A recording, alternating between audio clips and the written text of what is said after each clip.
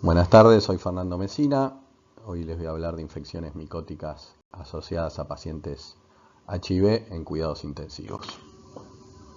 Bueno, la neumocitosis es una de las enfermedades fúngicas más relevantes en la terapia intensiva. Esto está dado por el microorganismo Pneumocystis jirovesi, que desde hace ya varios años se clasificó como un hongo por ciertas características especiales. Aunque tenga la ausencia de ergosterol, que es un lípido muy importante en la membrana de la mayoría de los agentes fúngicos, y este es el sitio más importante de acción de la mayoría de los antifúngicos, tiene muchas características que hacen que este sea un hongo. Por ejemplo, la presencia del beta-1,3-glucano en la pared celular. Una característica especial es la falta de desarrollo en los medios de cultivo, o sea que nosotros vamos a tener que llegar al diagnóstico a través de los exámenes directos de los materiales respiratorios o por pruebas moleculares. Es un microorganismo que es específico de cada huésped, por eso en el ser humano hablamos de Pneumocystis jirovesi, y cuando hablamos de otras especies obviamente están relacionadas al huésped. En cuanto a la sintomatología, la aparición de disnea, que suele ser progresiva, es un dato relevante para pensar en esta enfermedad. Lógicamente todo va a depender si el huésped es un inmunocompetente o un inmunodeficiente, lo que va a alertar en sí al médico, ¿no? a sospechar esta enfermedad, porque el resto de los síntomas son fiebre, tos no productiva, alguna molestia torácica también que aparece en forma tardía, que esto va evolucionando en forma, como dijimos antes, subaguda, desde muy lenta progresión, sobre todo es mucho más lenta en pacientes HIV positivos. El examen semiológico en principio suele ser normal, y lo que alerta a esta situación es la taquipnea y la taquicardia. La enfermedad extrapulmonar suele ser verdaderamente rara. Bueno, mencionamos la disnea progresiva, y lógicamente con el correr de los días el dolor torácico, y muchas veces aparece la sudoración nocturna, que bueno, esto nos hace pensar en distintas enfermedades, ¿sí? en muchas de ellas infecciosas. Mencionamos la fiebre, y acá hay una diferencia fundamental si el paciente no es HIV, o sea, tiene algún tipo de inmunodeficiencia no asociada a HIV, o si el paciente es HIV positivo. Es mucho más frecuente la fiebre en el paciente no HIV. La tos es uno de los síntomas que dijimos más relevantes. Podemos ver en este estudio comparativo donde la rama de pacientes HIV tuvo tos o padeció tos en un porcentaje mayor, ¿sí? Con una diferencia significativa respecto a los pacientes no HIV, y sobre todo la progresión de los síntomas relacionada al diagnóstico, ¿sí? Como pueden observar, la rama de pacientes HIV positivos en mayor porcentaje, digamos que se daba prácticamente cercano a los 15, 20 y hasta 30 días de la aparición de los síntomas. Esto quiere decir que los pacientes no HIV tienen síntomas en forma mucho más aguda, ¿sí? Bueno, en cuanto a la analítica de laboratorio, no hay muchos datos que puedan ayudarnos a la sospecha diagnóstica. Sí mencionar la LDH, la lactato deshidrogenasa, que en valores mayores a 500 miligramos decilitro es bastante frecuente encontrar esos valores o más, aunque es algo que sabemos que es inespecífico.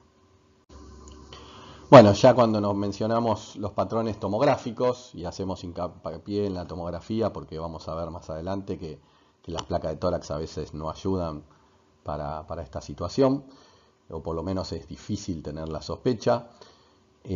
Siempre que tengamos una tomografía podemos llegar a ver un patrón retículo intersticial o vidrio esmerilado, que es bastante característico, que esto se da a nivel periliar, o sea, siempre en la parte central de ambos hemitórax y que en algunos casos podemos ver bullas o pequeños neumatoceles. Los derrames pleurales verdaderamente son mucho más raros, ¿sí? Entonces cuando ocurren estas imágenes tenemos que pensar en que hay una causa agregada. Bueno, los infiltrados intersticiales en vidrio deslustrado o en vidrio esmerilado son difusos, son bilaterales, son simétricos, que suelen, como dijimos antes, verse más en la zona central. Esta es una imagen de la derecha bastante típica, porque fíjense en que bien en la parte subpleural no se observa el mismo patrón que en la parte central. Y como pueden observar, si bien la imagen es un poco pequeña, en la placa de tórax vemos un patrón intersticial que no vamos a poder diferenciar de otras etiologías. Ahora, cuando vemos la tomografía, nos acercamos bastante a la sospecha diagnóstica. Bueno, en relación justamente a lo que les comentaba antes, no siempre es tan perfecta la imagen. Como vimos recién, a veces tenemos algunos blancos en el medio o es un poco más difuso, completando también la zona subpleural. Bueno, en este caso también es muy extenso, de vértice a base, o sea, son casos de pacientes que llegaron por ahí a un diagnóstico bastante tardío. Este es un caso bastante especial, que lógicamente todos estos que les vengo mencionando tuvieron lavado broncoalveolar para confirmar el diagnóstico y sobre todo confirmarlo con un examen micológico directo donde se vean elementos compatibles. Y en este caso, como pueden ver, es todo lo contrario a lo que vimos antes. O sea, las imágenes esmeriladas se ven más bien en la periferia. Y esto lógicamente no descarta, por eso en medicina siempre tenemos que pensar que hay patrones que son mucho más frecuentes, pero a veces nos llevamos algunas sorpresas. Este es otro bastante parecido, con mucho menos intensidad en las imágenes, pero lógicamente que si esto va acompañado de un paciente HIV con bajo CD4, con los síntomas que mencionamos previamente y con una LDH muy elevada, podemos pensar que este es el agente etiológico. Lógicamente es determinante el lavado broncoalveolar y es determinante el examen micológico. Bueno, en algunos pacientes se ven estas imágenes quísticas, estas bullas que suelen ser más frecuentes en pacientes que ya han padecido la neumocitosis y que tienen su segundo o tercer episodio, aunque también puede darse en pacientes que tienen el primer episodio, pero son mucho más frecuentes en pacientes con recidiva y que son bastante características también. No solamente porque se ven estas bullas, sino porque además, fíjense en que en el pulmón derecho también tiene bastante imagen en vidrio esmerilado. Siempre que tengamos un neumotórax espontáneo en un paciente HIV, hay que pensar en neumocistis. ¿Cuáles son los factores relacionados con peor pronóstico? ¿En qué pacientes podemos pensar de que van a tener una peor evolución? Bueno, pacientes mayores de edad, los pacientes que tienen su primer episodio, sobre todo porque llegan habitualmente a un diagnóstico tardío, y esto es más relacionado todavía cuando se da con el debut de su HIV. Presencia de citomegalovirus en el lavado broncoalveolar, LDH muy elevada y CD4 menor a 50 células. También hay distintas categorías y de severidad en relación a la tensión arterial de oxígeno. Si bien es una publicación que hace mención a lo que son pacientes no HIV, se puede extrapolar perfectamente a los HIV positivos, sobre todo para el criterio de la presión arterial de oxígeno. Vamos a ver que los casos severos son los pacientes que tienen una presión arterial de oxígeno menor a 60 milímetros de mercurio. Y esto se relaciona también a una saturación de oxígeno menor a 91%. Esto es a aire ambiental. Lógicamente, este criterio de gravedad es el que genera no solamente que uno le indique el tratamiento con trimetroprima sulfapentoxazol, sino que esta determinación es clave para decir que este paciente tiene que recibir esteroides. ¿sí? O sea, por lo menos una carga de prednisona de 80 miligramos día los primeros 5 días y luego con un descenso paulatino. ¿Cuáles son los diagnósticos diferenciales más relevantes en cuanto a la neumocitosis? Bueno, todo va a depender del patrón radiológico o tomográfico, pero la neumonía bacteriana o viral hay que incluir a todas, sobre todo las virales, el distrés respiratorio, la tuberculosis, la legionela, las neumonías atípicas, el COVID-19 y la criptococosis. Justamente este es un paciente con coinfección de neumocistis girovesi y COVID que tuvimos hace algún tiempito. En este caso, como pueden ver, esa imagen tomográfica que ven en el centro es compatible con una neumocitosis y el paciente, a este paciente se le realizó un lavado broncoalveolar justamente para tener el diagnóstico de certeza. Pueden ver que se ven la imagen compatible con los ascosporos en la imagen de la derecha del GIEMSA y en la imagen de la izquierda se ve una levadura capsulada con un brote. Y justamente fue muy importante hacer el lavado broncoalveolar porque tuvimos este doble diagnóstico cuando uno, mirando la imagen, por ahí se queda con un solo diagnóstico. Otros diagnósticos diferenciales: carcinoma bronquioalveolar,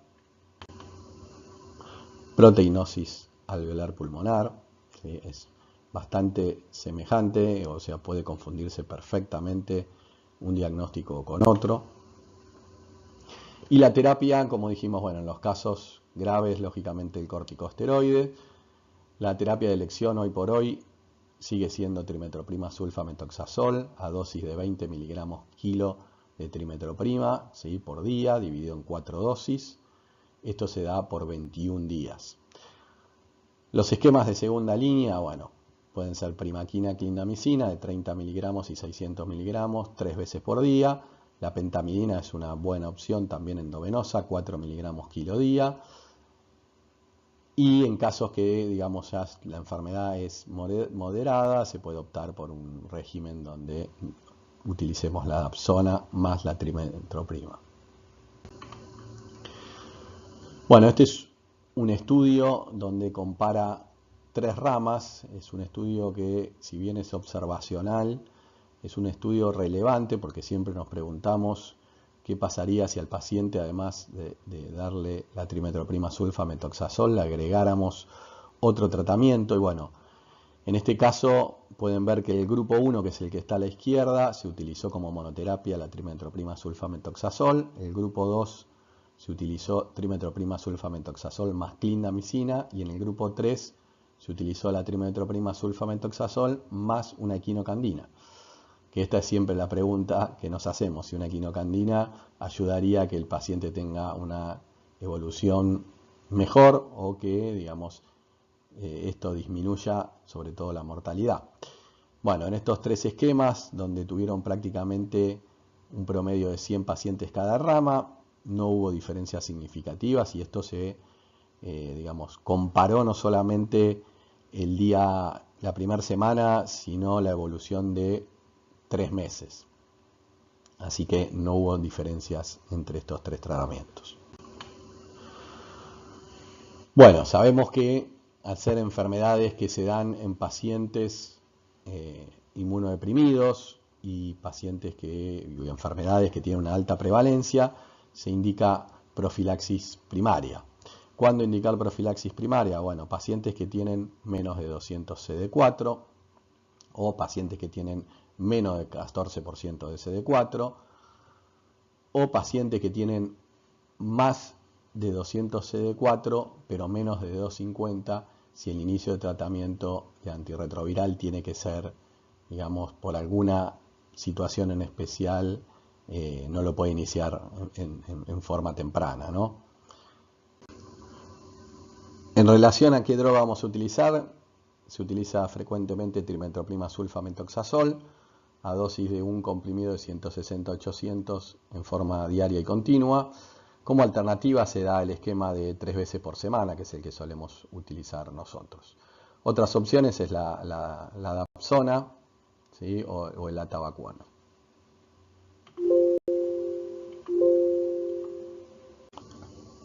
Bueno, cambiando de tema, la criptococosis es otra de las micosis habituales. Bueno, al ser un microorganismo cosmopolita, es una enfermedad que globalmente es muy frecuente en pacientes HIV. De hecho, el 19% de los pacientes que fallecen relacionados al HIV es por causa de una criptococosis. Y se dice también que la prevalencia de antigenemia en pacientes con bajo CD4 es de un 4,4%. Esto es importante, sobre todo para un diagnóstico precoz. A modo de repaso, rápidamente, es un microorganismo que es geófilo, que desarrolla no solamente en la tierra, sino digamos, en el desecho, sobre todo de las palomas o de diversas aves, que también puede desarrollar muy bien en la corteza de ciertos árboles y que el ser humano lo puede adquirir por vía inhalatoria. Puede hacer una rápida primoinfección pulmonar con sintomatología o ser asintomático y quedar quiesciente en algunos macrófagos con periodo de latencia muy prolongado. Puede reactivarse muchos años después, generando una fungemia y con un tropismo muy relevante por el sistema nervioso central. Por eso es que la mayoría de nuestros pacientes padecen meningitis. Pero no es el único órgano comprometido. Siempre hay que pensar en criptococosis cuando tenemos un paciente febril, impregnado, con pancitopenia, con una afectación pulmonar que después vamos a ver bien cuáles son los patrones típicos, y sobre todo podemos tener pacientes con lesiones de piel. Cuando hablamos de la criptococosis pulmonar, bueno, el patrón tomográfico o radiológico puede ser una esterticiopatía, lo vimos muy bien en la neumocitosis como uno de los diagnósticos diferenciales, y en este tipo de pacientes siempre hay que tenerlo en cuenta.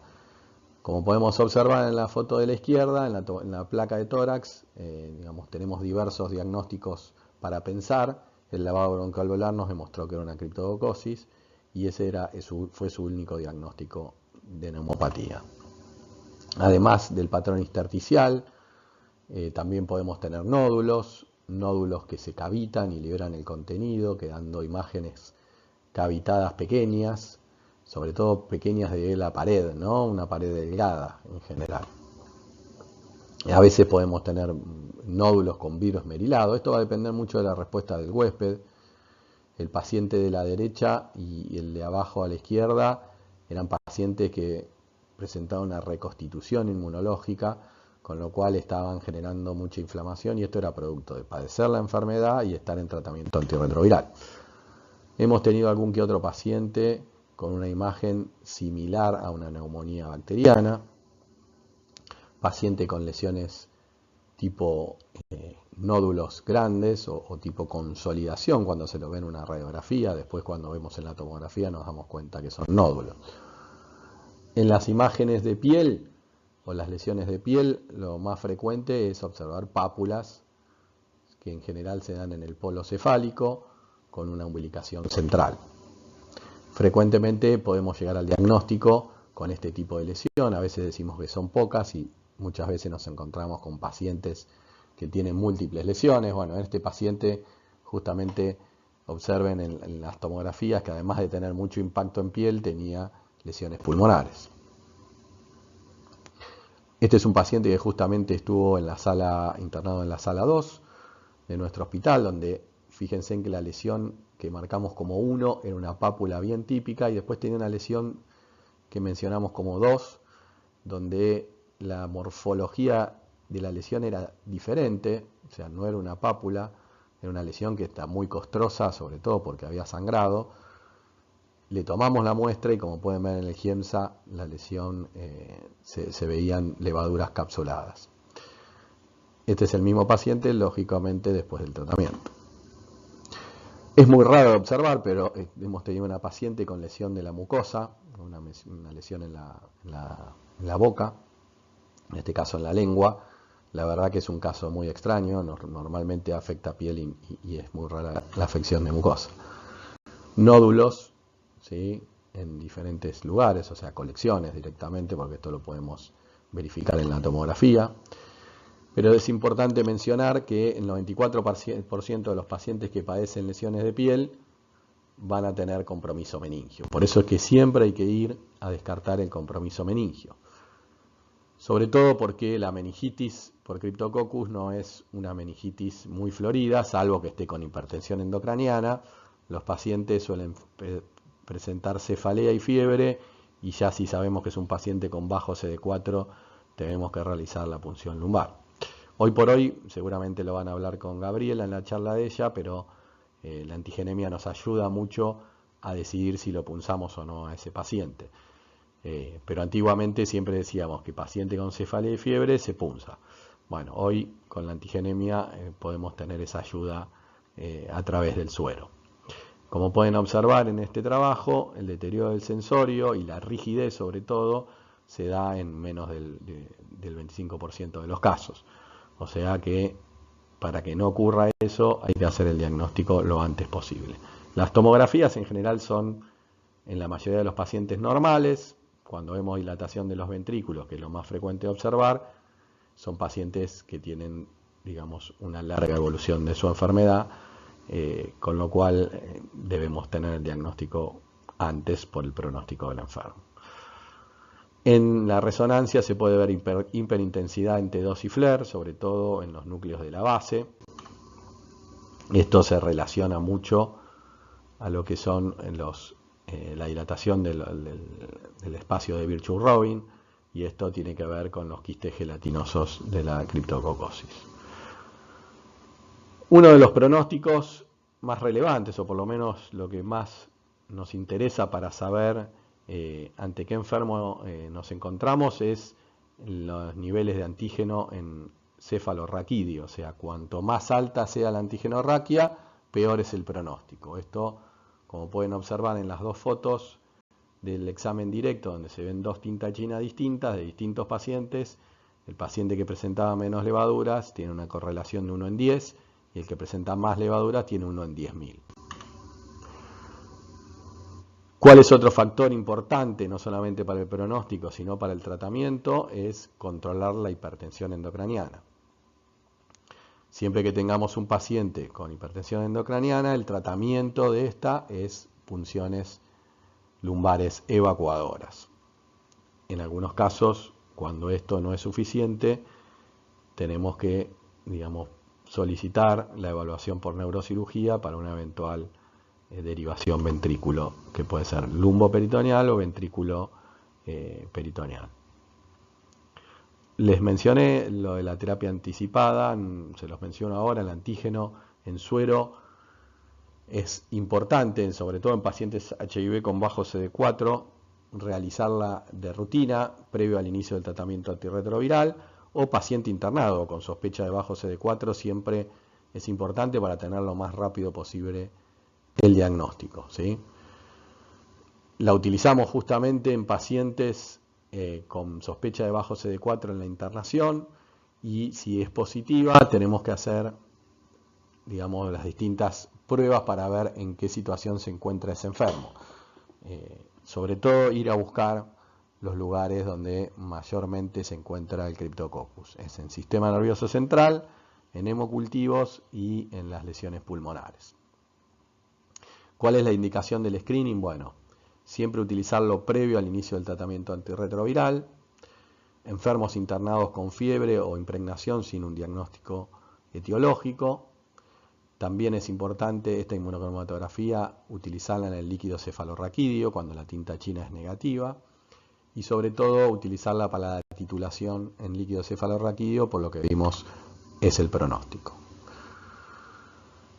Como bien mencionamos, la meningitis suele ser de lenta evolución, sobre todo subaguda, entonces es frecuente que pacientes con antigenemia positiva, que estén asintomáticos o con escasos síntomas, verdaderamente uno tiene que ir a hacer la punción lumbar para descartar el compromiso y no quedarse solamente con la terapia anticipada.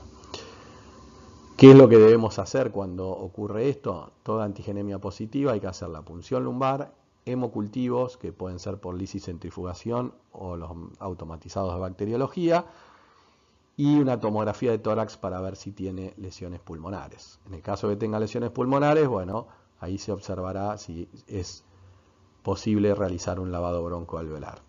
En pacientes que se descarten estos tres lugares, o sea que tengamos un hemocultivo negativo, un lavado broncoalveolar o una imagen de tórax normal y una punción lumbar con antigenorraquia negativa, bueno, esos pacientes no solamente iniciaron la terapia anticipada con fluconazol 800 miligramos día, sino que a las 2 semanas los vamos a poder pasar a profilaxis. Ese es el esquema que recién les mencionaba, que va a depender de los resultados de estas tres observaciones, tomografía de tórax, hemocultivo y líquido cefalorraquídeo. Sí o sí van a tener que hacer 2 semanas de fluconazol 800 y solamente en los pacientes que no tengan evidencia de compromiso pulmonar, hemocultivo negativo, que tarda para la criptococosis 2 semanas en cerrar ese hemocultivo, y una punción lumbar con líquido cefalorraquídeo y antigenorraquia negativa, a eso sí lo vamos a poder pasar a profilaxis. En estos casos hemos visto que la terapia anticipada ha evitado la meningitis en estos enfermos. Bueno, la guía internacional recomienda como tratamiento de la meningitis, bueno, esta es la de la Organización Mundial de la Salud junto a la OPS. Hace un tiempo recomendaban la anfotericina desoxicolato más flucitosina por 1 semana, o sea, un tiempo corto de anfotericina, y posterior a esto hacían 2 semanas de fluconazol 1200 más 5-fluoxitosina. Terminadas esas 2 semanas, continuaban, ¿sí?, con fluconazol. Posterior a esa guía han salido distintas recomendaciones. Este es un trabajo donde recomiendan una dosis única de anfotericina liposomal, y en ese periodo de inducción no solamente esa dosis única de anfotericina liposomal, sino que además le agregaban 5-fluoxitosina más fluconazol 1200. O sea, una triple terapia de inicio, pero con dosis única de anfotericina. Este trabajo tiene varias cosas a mencionar. Se excluyeron muchos pacientes, no se tuvieron en cuenta enfermedades concomitantes. El grupo control de este trabajo utilizó anfotericina desoxicolato y en este grupo se utilizó liposomal y solo se empleó en centros de bajo nivel económico. A partir de ese trabajo, la guía de la OMS modificó sus recomendaciones y recomendó una dosis única, como salió en ese trabajo, de anfotericina liposomal. Esto es 10 miligramos kilo por única vez, por único día, con 14 días de 5-fluoxitosina más fluconazol 1200. Si la la fluoxitosina no estaba disponible, bueno, en ese caso recomendaban liposomal, pero en forma continua durante 14 días junto a fluconazol. Esta es una guía global, ¿sí?, que digamos, la construyeron entre distintas agrupaciones. Está la Internacional de Micología, la Asociación Microbiológica Americana y la de Enfermedades Fúngicas Europea. Entre todos llegaron a este consenso donde hay 2 tratamientos, digamos, como primera recomendación. Una es liposomal de 3 a 4 miligramos kilo día más fluoxitosina durante 2 semanas. El otro tratamiento es la anfotericina liposomal como única dosis, 10 miligramos kilo, más fluoxitosina y fluconazol. En esta guía hacen mención también, depende del antifúngico que uno tenga disponible, el tipo de elección de tratamiento que van a hacer, pero sobre todo en esta guía es importante resaltar 2 cosas. Una es adaptar y adoptar estos tratamientos y adecuarla a las prácticas locales, sobre todo, no solo por disponibilidad, sino por tipo de paciente. No es lo mismo el paciente europeo que el paciente de África, que el paciente de América, ¿sí?, sobre todo por la presentación y por cómo llega el paciente al diagnóstico. Y sobre todo es que siempre al día 14 debemos tener un control de cultivo de líquido cefalorraquídeo para adaptar esa inducción. Y eso es justamente lo que venimos viendo hace tiempo y a veces nos cuesta saber qué hacemos en el día 14.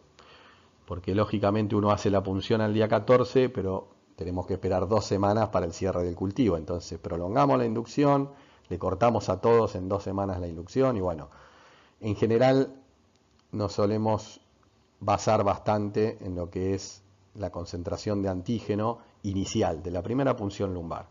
Cuando tienen antígenos con altas diluciones, o sea, en general antigenorraquias de 1 en 5000 o más, solemos prolongar la inducción. Hace poquito presentaron este paper, como pueden ver es de este año, donde se hace una PCR sobre el ARN mensajero del líquido cefalorraquídeo, lo que indicaría viabilidad de ese líquido cefalorraquídeo o de esas levaduras, con lo cual esto puede ser importante que al día 14 nos dé esa información, pero esto está todavía difícil de acceder para nosotros hoy en día. A partir de que llegó la 5-fluoxitosina a la Argentina, bueno, es difícil establecer los distintos lineamientos, sobre todo si podemos utilizar esta medicación en todos los enfermos. Es una medicación que primero es por vía oral y nos da una cantidad de comprimidos en cada paciente de acuerdo al peso que es muy relevante, o sea, en general nos dan 12 comprimidos por día o más, sumados a los de fluconazol, entonces por ahí es difícil utilizarlo en enfermos que tengan, digamos, un sensorio alternante o que verdaderamente no puedan tolerar la vía digestiva, no solo por su sensorio, sino por la cantidad de pastillas que nosotros le tenemos que indicar. Así que todavía, digamos, estamos digamos, utilizando esta medicación en pocos pacientes, o por lo menos vemos difícil utilizarlo en nuestros pacientes, en la mayoría de nuestros pacientes que verdaderamente llegan en un estado bastante complicado. Bueno, en relación a la histoplasmosis, que sería la última micosis que vamos a ver hoy, bueno, es una micosis endémica que se ha ido extendiendo a nivel mundial y por eso constantemente se va modificando el mapa. Como pueden ver, en América se ha extendido a casi toda América y sobre todo en Argentina a casi toda la Argentina. Es un microorganismo que ingresa por vía inhalatoria, entonces nos puede dar, si la carga fúngica inhalada es muy alta, un cuadro respiratorio agudo sintomático y que a veces es difícil de diferenciarlo de otras neumopatías, ¿sí? Es una histerticiopatía bilateral y a veces micronodular bilateral o mixta, que puede ocurrir en pacientes inmunocompetentes, ¿sí? Pongo el caso de lo que pasó en la península de Yucatán, porque acá se vieron afectados muchos pacientes inmunocompetentes y 2 de ellos fallecieron. En este lugar que es aparentemente muy lindo para poder cenar, pero son cenotes que son donde habitan habitualmente los murciélagos y que verdaderamente estos animales con sus deyecciones pueden llegar a favorecer el desarrollo de este microorganismo. Así que en muchos casos hay que tener en cuenta esto. En los pacientes HIV positivos, el patrón radiológico o tomográfico más frecuente es el patrón miliar. Y eso hay que tenerlo en cuenta, no solamente el intersticio, sino el miliar, y que frecuentemente por vía de diseminación hemática afecta a la piel. En la Argentina prácticamente el 50% de los pacientes tienen lesiones cutáneas, que pueden ser pápulas, nódulos, úlceras, lesiones planas, como vemos el de abajo a la izquierda, lesiones que no son sobrelevadas y que son hiperpigmentadas, úlceras en la mucosa oral o en la mucosa nasal o genital. ¿Cuándo tenemos que pensar en este microorganismo? Bueno, tiene un tropismo muy importante por el sistema retículo endotelial, entonces lo tenemos que pensar no solamente cuando tenemos un paciente con lesiones cutáneas, con fiebre y con un patrón miliar, sino también lo tenemos que pensar en un paciente que tenga esplenomegalia, que tenga hepatomegalia, que tenga compromiso de médula ósea, que tenga adenopatías mesentéricas o precava, que tenga una ileitis terminal, el tubo digestivo puede ser afectado también. Como vemos acá, este es un paciente que tuvo una obstrucción intestinal justamente por histoplasma. Del diagnóstico les va a hablar Gabriela, así que voy a pasar rápidamente a lo que es el tratamiento.